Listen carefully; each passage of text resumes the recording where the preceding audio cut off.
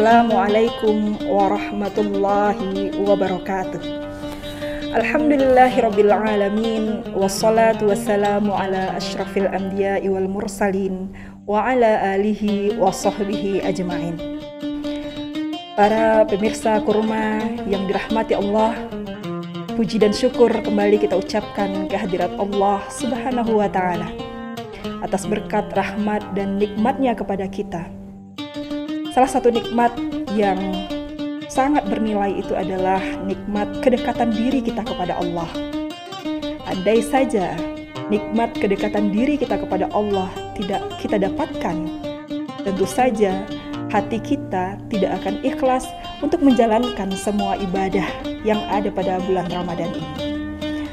Selanjutnya selawat dan salam marilah kita mohonkan kepada Allah, semoga tetap tercurahkan kepada Nabi besar Muhammad Sallallahu Alaihi Wasallam. Baiklah para sahabatku, pemirsa kurma, kaum muslimin dan muslimat, as-shaimina was-shaimat yang dirahmati Allah.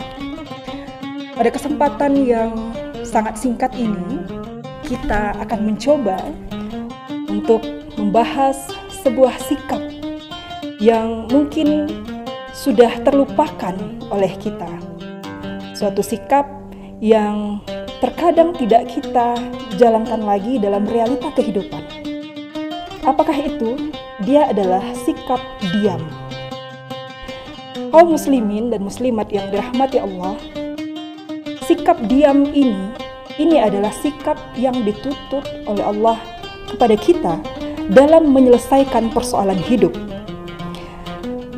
Tentu kita sebagai manusia, saya rasa tidak ada yang tidak pernah kita mempunyai gesekan dengan manusia lain.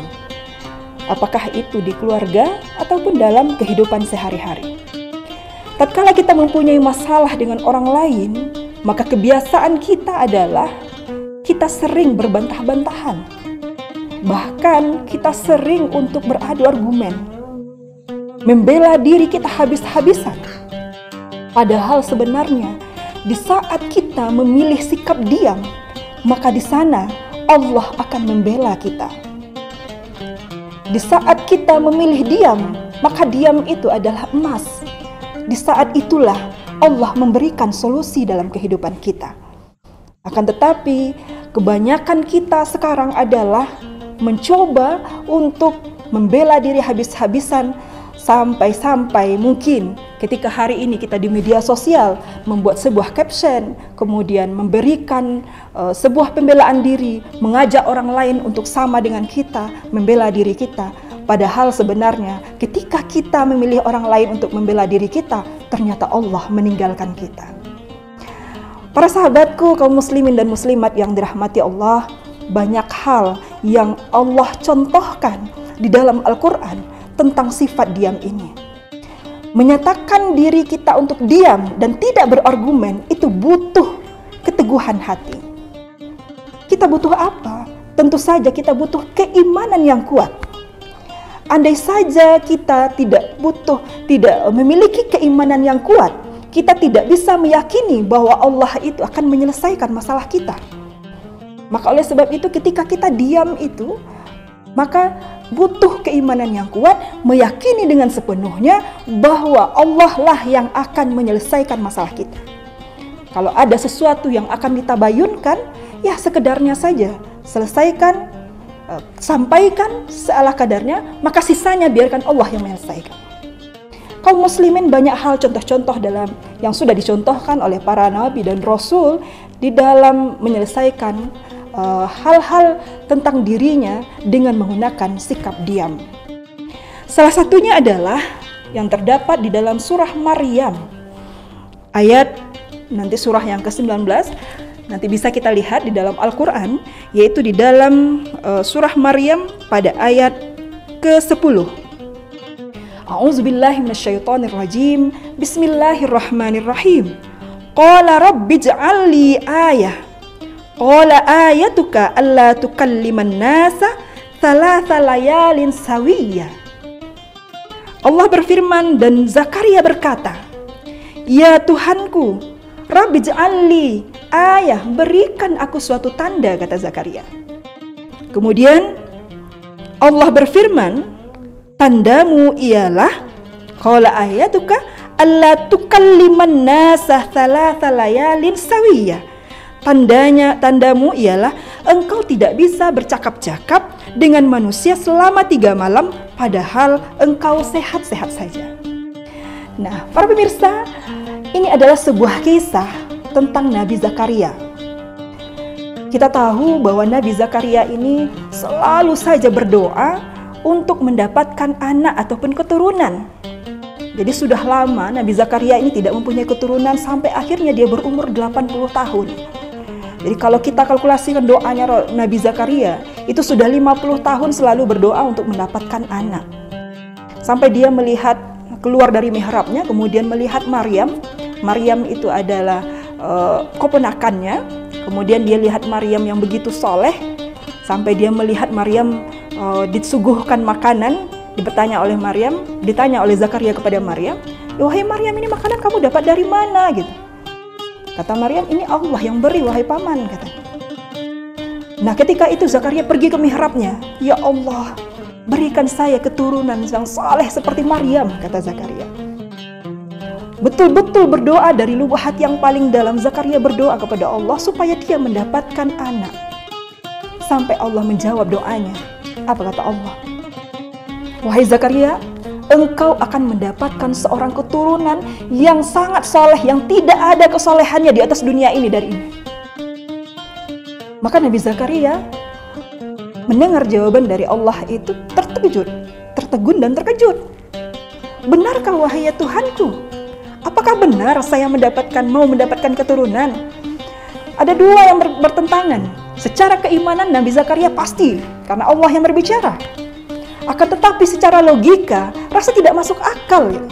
Kenapa? Karena usianya sudah 80 tahun dan istrinya juga sudah usia yang sudah tidak muda lagi.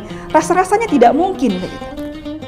Maka Nabi Zakaria di dalam ayat ini mengatakan, ya Tuhanku, berilah aku suatu tanda. Jadi Nabi Zakaria meminta, kalau ia memang ya Allah, berikan kami sebuah tanda, berikan aku tanda-tandanya. Maka kata Allah, tandanya adalah engkau tidak akan dapat bercakap-cakap selama 3 malam, salatul layalin. Kamu tidak akan bisa bercakap-cakap, tidak bisa berkata-kata selama 3 malam. Padahal engkau sebenarnya sehat. Kaum muslimin, apa pelajaran dari sini? Maka Nabi Zakaria selama 3 malam itu dia tidak bisa berkata apa-apa. Tetapi dia hanya bisa berkata, menyebut nama Allah.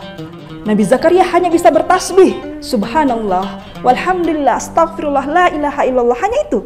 Tetapi ketika manusia mau berkata-kata ngobrol dengan dia, Nabi Zakaria seolah-olah tidak bisa berbicara. Ternyata Allah mempunyai kehendak bahwa Nabi Zakaria tidak boleh bicara dengan siapapun. Allah mempunyai kehendak bahwa Nabi Zakaria hanya 3 malam itu untuk bertasbih kepada Allah saja. Jadi dalam pelajarannya, dalam kisah ini adalah cara untuk mengisi diam kita itu menjadi suatu anugerah, yaitu bagaimana diam kita itu, kita selalu berzikir kepada Allah. Jadi diam kita itu supaya dia bisa menjadi pertolongan Allah, yaitu senantiasalah kita kurangi omongan kita berkata-kata kepada orang lain, akan tetapi perbanyaklah zikir kepada Allah. Kaum muslimin dan muslimat yang dirahmati Allah, itu kisah yang pertama. Sebenarnya banyak sekali kisah-kisah yang menceritakan bahwa para nabi dan rasul dan orang-orang yang mulia di muka bumi ini itu memakai sikap diam dalam menyelesaikan masalahnya. Kita lihat masih dalam ayat yang sama, ketika Maryam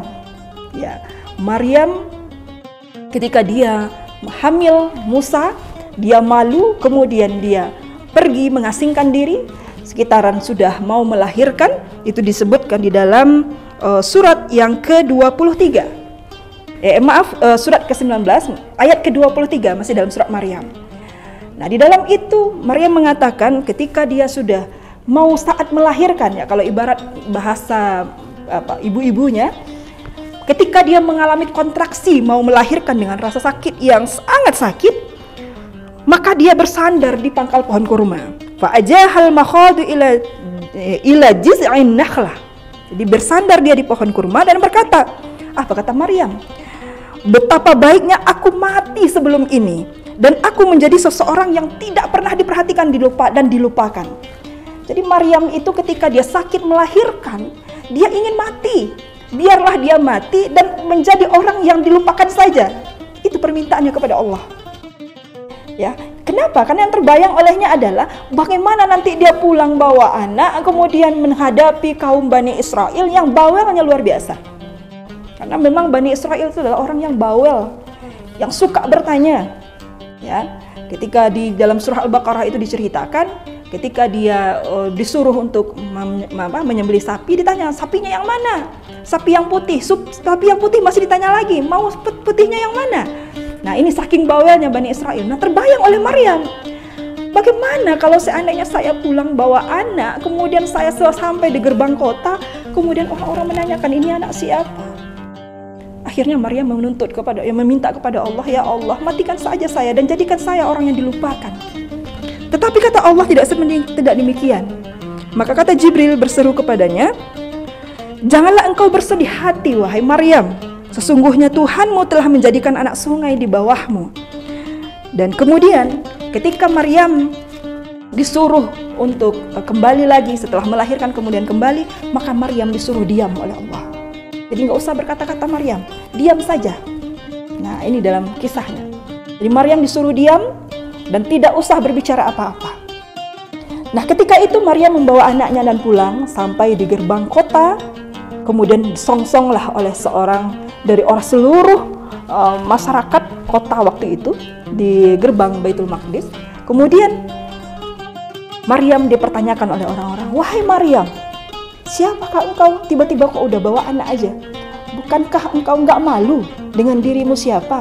Ayahmu, saudaramu Harun yang juga orang terpandang, ayahmu juga orang terpandang, ulama juga, ibumu juga orang-orang baik-baik. Kenapa dirimu tiba-tiba menjadi orang pezina, pelakor dan lain sebagainya? Dan semua tuduhan-tuduhan itu sampai ke Maryam. Maryam patuh kepada perintah Allah, dia hanya diam saja. Maryam tidak berkata apa-apa. Maryam diam. Begitu hujatan-hujatan sampai kepada Maryam. Padahal kita ketahui siapa itu Maryam. Maryam itu bukan orang yang bodoh, para pemirsa. Maryam itu adalah orang yang pintar.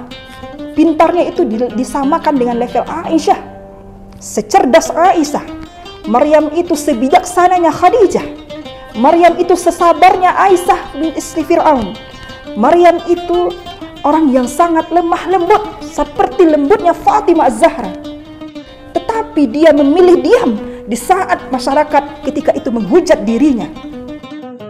Kalaulah Maryam ingin berargumen, dia lebih pintar dan lebih bisa untuk berargumen dan membela dirinya.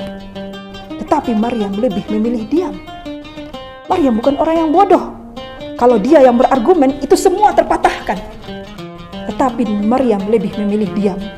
Dan akhirnya Allah menyuruh Maryam untuk menunjuk kepada arah anaknya. Jadi semua pertanyaan-pertanyaan masyarakat ketika itu diarahkan kepada anaknya. Sampai masyarakat berkata, bodoh kamu Maryam. Kenapa saya harus bertanya kepada anak kecil yang memang tidak bisa berkata apa-apa? Tapi ajaibnya Allah menolong ketika itu. Akhirnya Isa berbicara dengan lisannya untuk membantah semua argumen-argumen masyarakat ketika itu. Ketika Isa berkata bahwa saya adalah Rasulullah, saya adalah anak Maryam, saya adalah utusan Allah, maka seketika itu masyarakat akhirnya menghormati Maryam. Dan justru yang tadinya dihina, kemudian sekarang justru diagung-agungkan. Kaum muslimin dan muslimat yang dirahmati Allah, maka itulah kisah. Ketika kita diam, maka Allah yang akan memberi solusi atas semua permasalahan kita. Para sahabat, jangan lagi kita mencoba untuk membela diri.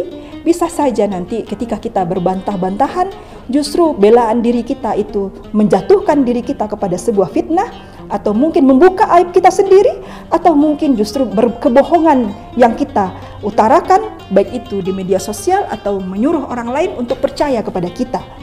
Dan akankah lebih baiknya kita memilih sikap diam? Dan di saat kita memilih sikap diam, maka biarkan Allah yang akan memberikan solusi terhadap hidup kita. Kaum muslimin dan muslimat yang dirahmati Allah, sahabat kurma yang dirahmati Allah, demikianlah tadi tausiah singkat kita mengenai diam, dan mudah-mudahan dapat kita aplikasikan dalam kehidupan kita sehari-hari. Selamat berbuka dan mudah-mudahan Allah menerima segala amal ibadah kita. Billahi taufik wal hidayah. Wassalamualaikum warahmatullahi wabarakatuh.